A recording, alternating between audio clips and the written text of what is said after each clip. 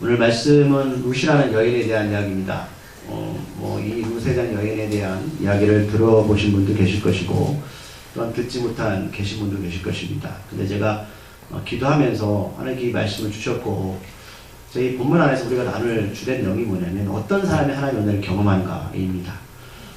이것은 굉장히 우리에게 큰 도전이 될 수도 있고요. 이 자리에 오신 분들에게 우리가 한 해를 또 마무리하면서 또 한 해를 또 새롭게 시작하면서 우리가 어떻게 하면 하나님께 은혜 받는 자가 될 것인가 라는 부분을 오늘 성경 안에서 그 방법을 찾았으면 좋겠습니다.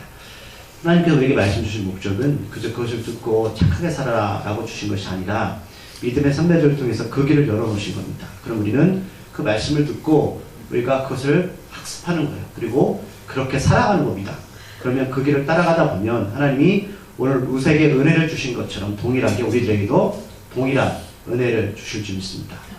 그래서 제가 그 간절한 마음으로 본문을 준비하고 여러분들에게 오늘 추수 감사절을 맞이해서 같이 나누기를 소망합니다.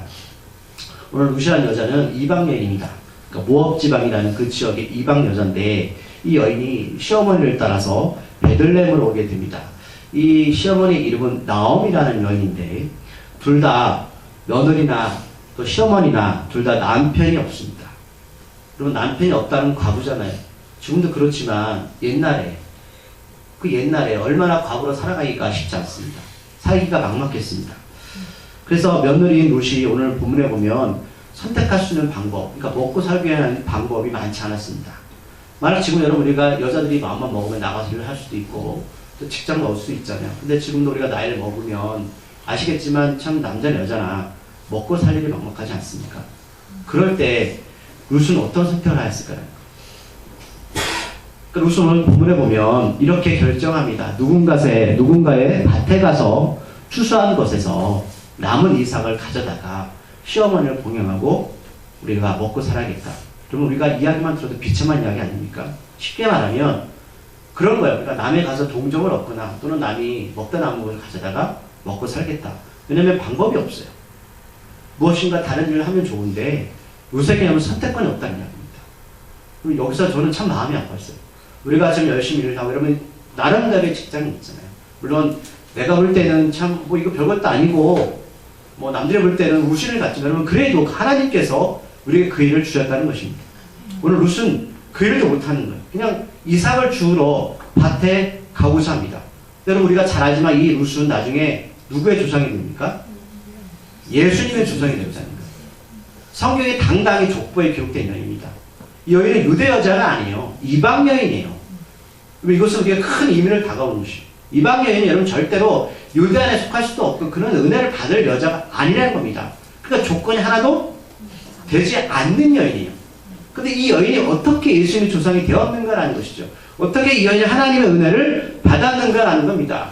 여러분 믿음은 신앙은 은혜는 저절로 이루어지는 것이 절대 아닙니다. 오늘 우리가 룻을 통해서 하나님께서 어떤 일에 은혜를 주시는가라는 것을 우리가 살펴봐야 된다는 것이죠. 자, 오늘 말씀드렸지만 또 다른 한 명의 인물이 오늘 본문에 등장합니다. 그 남자인데 그 사람의 이름은 보아스입니다.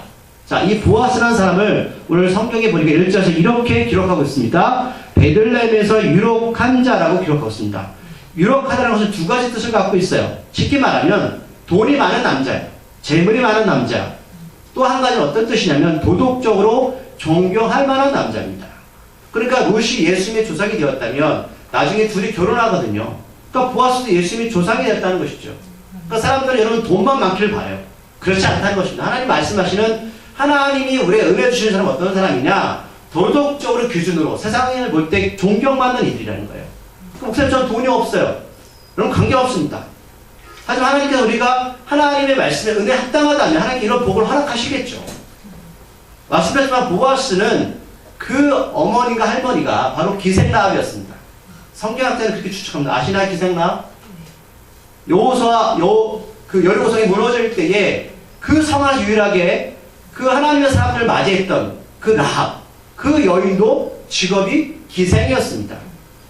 그러니까 보아스가 이렇게 룻에게 마음을 쏟았던 이유도 그 어머니, 할머니가 바로 이방인이었다는 것이죠.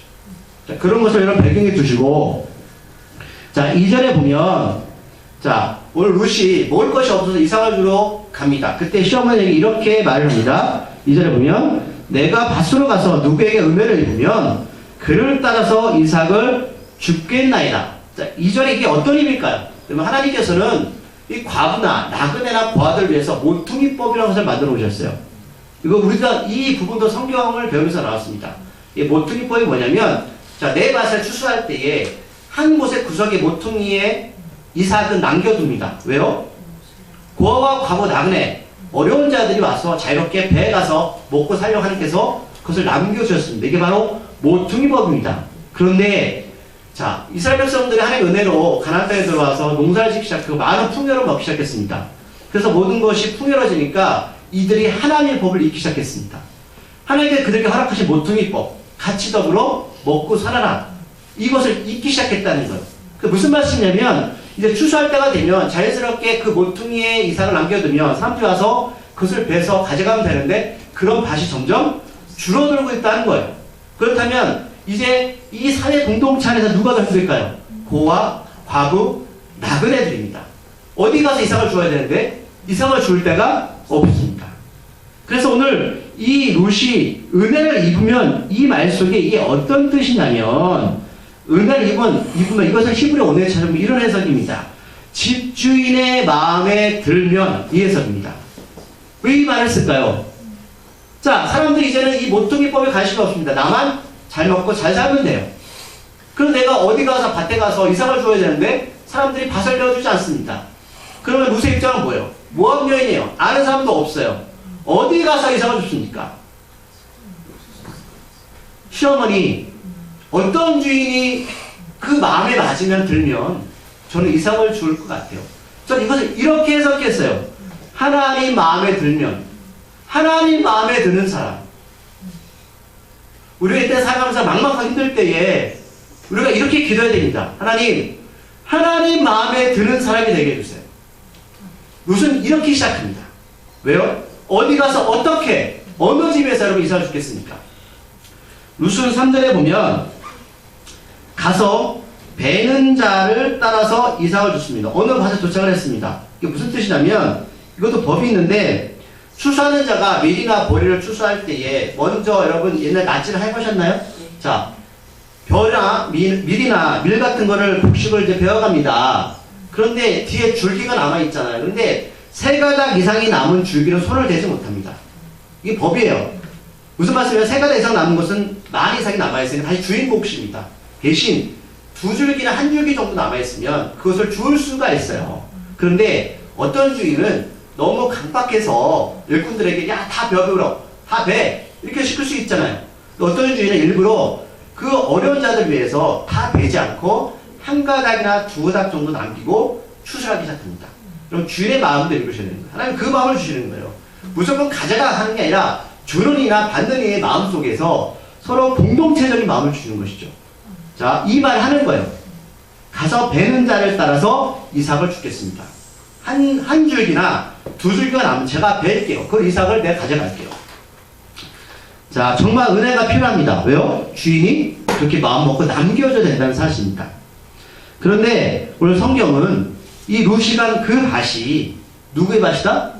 보아스의 밭이라고 기록하고 있습니다. 근데 오늘 성경에 재미있는 구절은, 자, 우연이라는 말이 3절의 중간에 나오죠. 우연히 엘리멜렉은 시아버지였는데 죽었어요.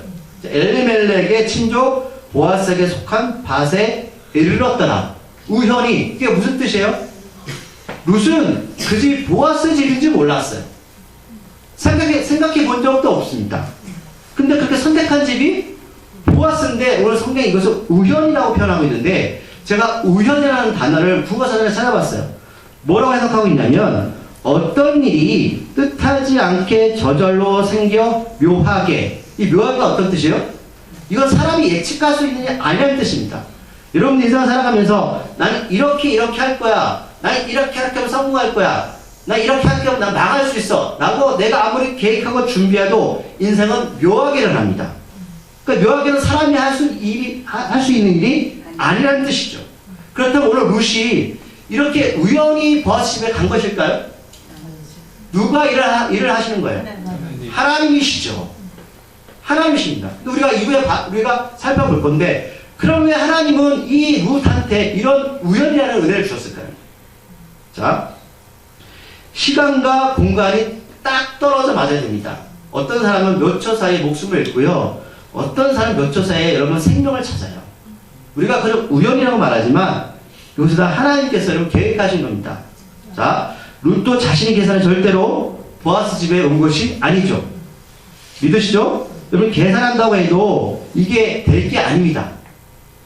4절에 보면 이 우연이 은혜인지를 다시 한번 우리가 만날 수 있는 단어가 4절에 등장합니다. 4절의 시작 어떤 단어가 있죠? 마침입니다. 앞에는 우연히 그리고 4절에 마침 이것은 연관성이 있다는 것이죠. 자, 마침 뒤에 어떤 일이 벌어지냐면 룻이 보아스의 밭인 줄도 모르고 2, 3이나 죽으면서 세상 말로 함께 살아가겠다고 내가 생명이나 연장하겠다고 하는 그때예요. 그때 이런 마음을 먹고 이삭을 주우러 왔어요. 그때 마침 베들레헴에서 보아스가 와서 일꾼들에게 이렇게 축복합니다. 하나님께서 너희와 함께 하시기를 원합니다. 자, 말씀드렸죠. 보아스는 굉장히 인격적인 사람이었습니다. 밭 주인이 그런 일꾼들한테 종들한테 이런 말 하기가 쉬운 게 아닙니다. 하나님께서 너희와 함께 하시기를 원합니다. 일꾼들도 그렇게 대답합니다. 하나님께서 당신에게도 복 주시기를 바랍니다. 서로 축복된 말을 나누죠. 이것을 연결해서 풀이하면 이런 해석이에요. 하나님께서 당신과 함께 하시며 복 주시기를 바랍니다. 우리 한번 같이 인사해 볼까요? 옆에 뒤에 계신 분들 하나님께서 자 따라서 하나님께서 당신과 함께 하시며 복 주시기를 바랍니다. 자 시작. 하나님께서 당신과 함께 하시며 복 주시기를 바랍니다. 아멘. 저는 이 말이 얼마나 은혜가 되는지 몰라요. 하나님께서 당신과 함께 하시며 오늘 보아스는 복 먼저 바라는 게 아니에요. 주님이 함께 하시는 게 당신에게 복입니다. 타임이 절면 그때에 보아스가 베들레헴에서 이 추수하는 이 밭으로 왔고 또 그 가운데 일꾼들을 거느리는 사환에게 룻에 대해서 묻습니다. 이것은 하나님이 집중하시는 장면이죠. 수많은 사람들 가운데 하나님이 어떤 일에게 집중하시나요? 자, 누구의 소녀냐라는 겁니다. 은혜는 하나님께 집중하시는 그 사람들이 이루어집니다. 자, 저 소녀가 누구냐? 궁금하시다는 것이죠. 자, 하나님께서 천사에게 묻습니다. 도대체 저 목사 누구니? 저 성도 누구니? 사안이 6절에서 대답합니다. 나오미와 함께 모압 지방에서 돌아온 모압 소녀입니다. 여러분 소녀라고 하니까 어린 여자라고 생각하는데 그렇지가 않아요. 히브리 언어에 보면 여인, 처자라는 뜻입니다. 그러니까 명확하게 이 리더, 그러니까 일꾼들의 사환은 이 여인이 어디서 왔는지 알고 있어요. 말씀드리지만 유대인과 이방인은 섞일 수가 없습니다. 사환은 주인 보아스에게 또 이어서 자세하게 7절에서 설명해 줍니다. 이게 은혜죠. 그냥 여러분 보세요. 그런 말을 보아스가 이 사람에게 물어봤을 때 좀 잘 모르겠어요. 뭐 그냥 오늘 이삭이나 주러 왔는데요. 이렇게 이야기하면 그럼 보아스 마음에 어떤 마음이 들까요?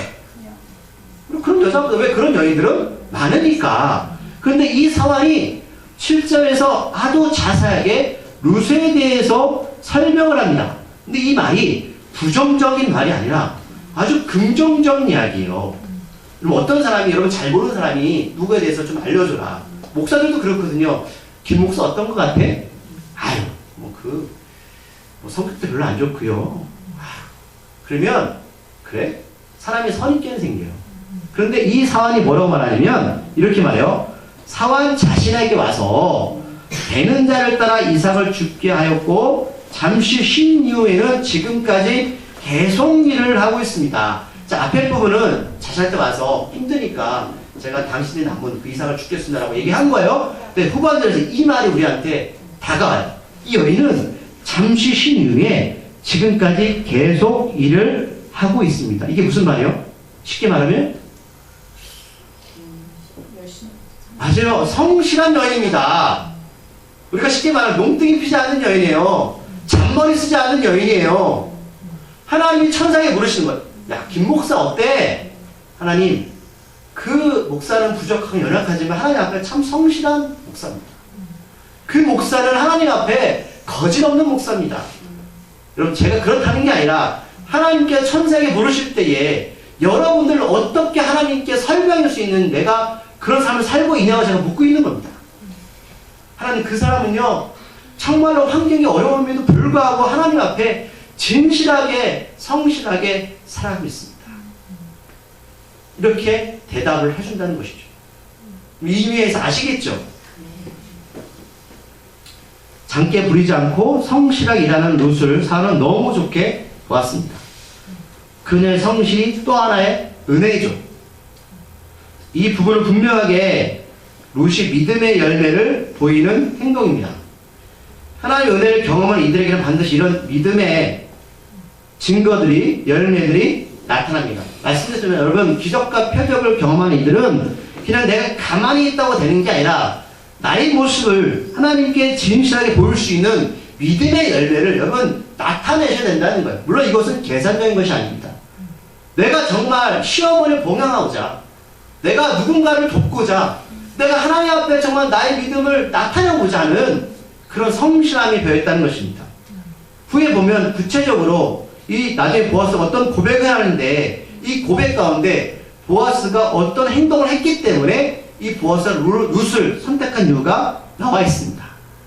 자, 8절에 보면 보아스가 룻에 대한 은혜 베풀기를 이제 시작합니다.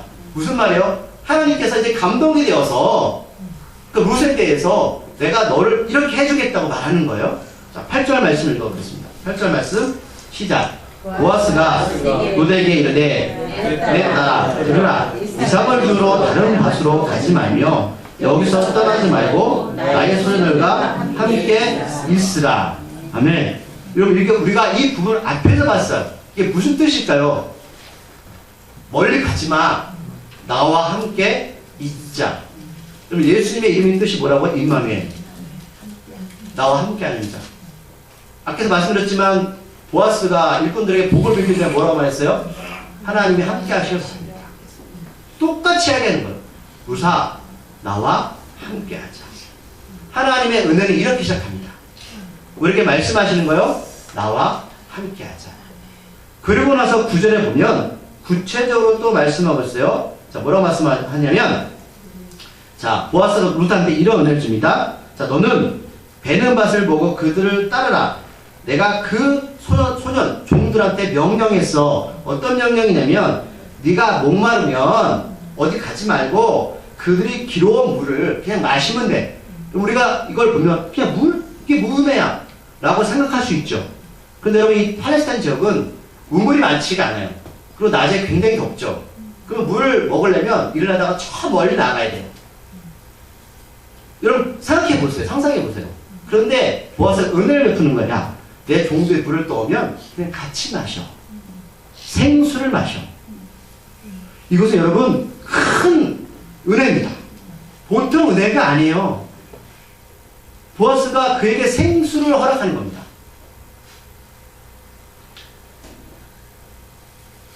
그러니까 룻이 힘드니까 그 힘든 것까지 알고 그냥 그 자리에서 나누라고 말씀하는 거죠. 오늘 이렇게 룻이 누군가로부터 보호를 받고 남들이 누리지 못하는, 그러면 적대를 받는 그 은혜는 도대체 왜일까? 이유가 궁금하시지 않아요? 물론 사울이 그런 성실함과 그런 것을 말해줬어요. 그러나 그것만으로는 부족합니다. 도대체 왜 이렇게 보아스 마음이 룻한테 마음이 갈까라는 거죠. 자, 이렇게 보아스가 과분한 은혜를 받으니까 10절에 보면 룻의 행동이 이렇게 나타납니다. 룻이 자신의 얼굴을 땅에 닿도록 엎드리면서 절하면서 이렇게 그에게 말합니다. 어찌하여 제가 당신 눈에 들어 저를 봐주시니까? 그러면서 후반절에 이어서 말해요. 저는 이방 여자입니다. 이게 어떤 의미일까요? 저는 은혜 받을 사람이 아닙니다. 저는 당신한테 이렇게 많은 것을 받을 여자가 아닙니다. 왜요? 저는 과부이고 저는 유대인도 아닙니다. 이 말 뜻 아시겠어요? 우리가 1년을 지나면서 그래요.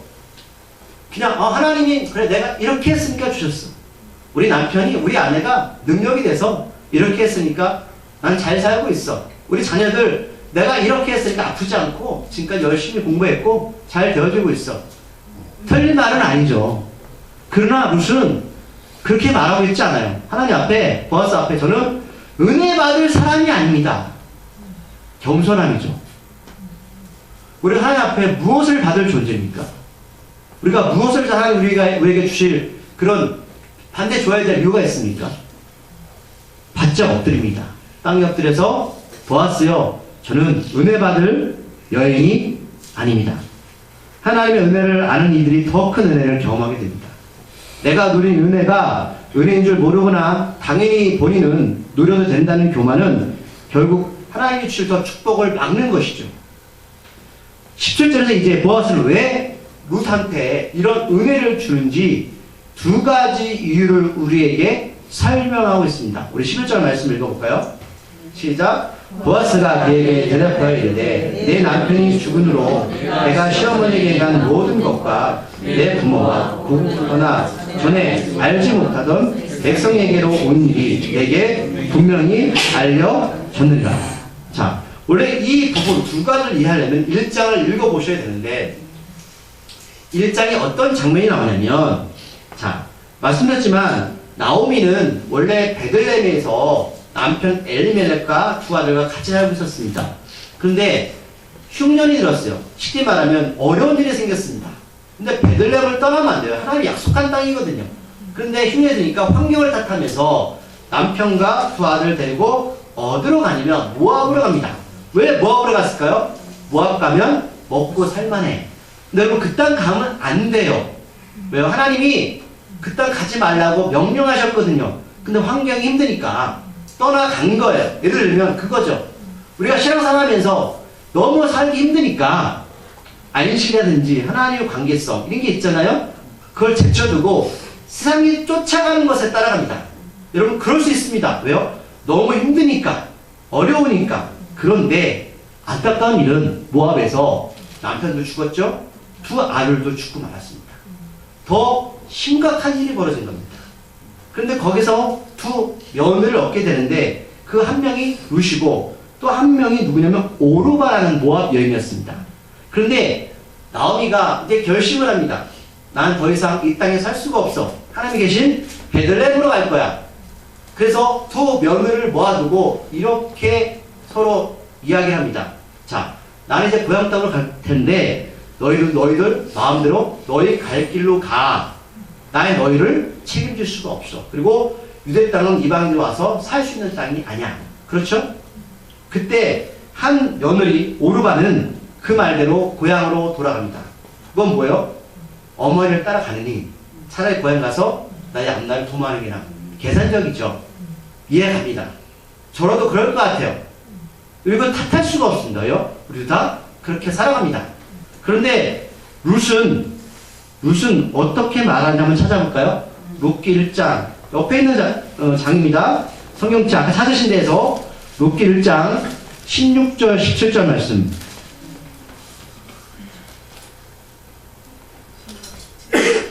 자, 1장 16절 17절 찾으셨나요? 네. 자, 한 절 읽고 여러분 한 절 읽으십시오. 자, 룻이 이르되 내가 어머니를 떠나며 어머니를 따르지 말고 돌아가라 강권하지 마옵소서.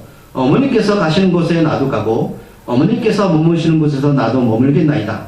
어머니의 백성이 나의 백성이 되고 어머니 하나님이 나의 하나님이 되시리니 어머니께서 죽으시는 곳에서 나도 죽어 거기에 묻힐 것이라. 만일 내가 죽는 일 외에 어머니를 떠나면 여호와께서 내게 벌을 내리시고 더 내리시기를 원하나이다 하는지라. 아멘. 보아스가 룻을 선택한 이유 첫 번째 뭐냐면 나오미는 이렇게 고백합니다. 환경 보지 않고 시어머니가 죽는 그것이 바로 자신이 죽을 것이고 시어머니가 믿는 하나님이 자신의 하나님이라고 고백을 합니다. 그리고 만약 자신이 시어머니를 이런 어려움 때문에 떠난다면 하나님께로부터 나는 벌을 받을 것입니다. 선기도까지 합니다. 이게 첫 번째 이유였습니다. 이 일이 바로 보아스가 룻을 향해서 은혜를 베풀기로 작정하였습니다. 그리고 두 번째는 뭐냐면 내가 내 부모와 내 고향 땅을 떠나 내가 이전에 알지 못했던 백성에게 왔다는 것이 전해졌다. 하나님의 땅을 선택했다는 것입니다. 하나님의 나라, 가나안, 천국을 선택했다는 겁니다. 이게 두 번째입니다. 이 두 가지 이유 때문에 보아스는 룻에게 은혜를 주기로 작정하였습니다. 그렇다면 이것을 우리의 말로 어떻게 표현할까요, 여러분? 하나님, 저는 하나님 앞에서 죽겠습니다. 저는 하나님을 선택하겠습니다. 내가 지금 삶을 볼 때 힘들고 어렵고 낙심되고 바닥까지 가지만 저는 하나님을 선택하겠습니다. 만약 그렇지 않으면 저에게 징벌을 내려주세요. 그리고 저는 하나님의 나라를 소망합니다. 하나님의 나라가 제 인생의 궁극적인 목표입니다. 이 두 가지 고백을 하는 겁니다. 이 고백에 보아스 마음이 흔들린 겁니다. 그것을 들었다라는 겁니다. 자, 그리고 12절에 보면 보아스는 룻의 그런 행동에 관해서 그 대가로 이렇게 축복을 합니다. 다시 말씀드린 저는 이 축복이 하나님의 축복이라고 들렸습니다. 자, 뭐라고 축복하냐면 하나님께서 내가 행한 일을 갚아 주실 것이다. 어떤 행한 일인지 우리가 나누었죠. 하나님 우리가 행했던 일들 반드시 갚으십니다. 내가 하나님의 날개 아래로 펴려왔기 때문에 완전한 상이 하나님께로부터 있을 것이다. 우리가 마지막 때 하나님부터 받을 상급, 그것은 바울도 고백했습니다. 나는 달려갈 길을 마치고 하나님께서 나에게 생명의 멸류관을 준비하고 계실 것입니다. 그러면 이런 믿음의 신앙이 있었다는 거예요. 이것을 지금 보아스가 룻한테 축복해 주는 장면입니다. 하나님이 갚으실 거예요. 그리고 하나님께 당신에게 반드시 뭘 준다? 완전한, 온전한 상을 주실 것입니다. 믿으십니까? 그런데 엄밀히 보면 룻은 하나님에게 이런 은혜를 경험하고자 베들레헴에 온 것은 아닙니다. 여러분 이것을 기억하십시오. 룻은 이런 은혜를 받고자 시어머니를 봉양하고 하나님께 온 것이 아니라는 겁니다. 계산적으로 이기적인 생각으로 온 것이 아닌 거예요. 그런데 보아스는 이 모든 일을 하나님과 연결하고 있습니다. 앞에서 말씀드렸지만 이방 여인 룻은 예수님의 조상이 되어집니다. 예수님이 어디서 태어나셨죠? 베들레헴입니다. 연결이 되십니까? 이 부분을 우리들이 생각할 수 있다면 룻이 받는 이 축복이 얼마나 놀라운 은혜인지 경험하실 겁니다. 큰 축복이죠. 이때 룻은 보아스의 축복을 말하지 않습니다. 앞에 겸손하게 나갔잖아요. 근데 13절을 보면 룻은 이렇게 말합니다. 제가 당신 눈에 들리기를 바랍니다. 이 문장은 앞에 우리가 본문 2절에서 보았던 룻이 처음에 앞길이 막막하고 살기 힘들 때에 고백했던 내용, 똑같은 내용이에요. 어떤 말을 했죠? 네. 누구에게 은혜를 입으면, 이 뜻이 어떤 뜻이라고요? 누군가의 마음에 들면, 하나님의 마음에 들면, 하나님의 눈에 들면, 이게 우리의 믿음의 기도가 되는 거예요. 아는 사람도 없고 이방 여인이고 이제 유대인들이 모퉁이법을 잘 지키지 않아서 이삭을 남겨두지 않으면 먹고 살기 힘들었던 그 낯설은 땅에서 룻이 나오미에게 내가 밭으로 가서 내가 누구에게 은혜를 입으면 이 은혜가 이제는 누군가의 눈에 든다면 이 누군가가 바로 보아스였어요. 이것을 룻이 계산했을까요? 자, 자격 없는 우리들이 하나님의 은혜로 1년을 지나왔습니다.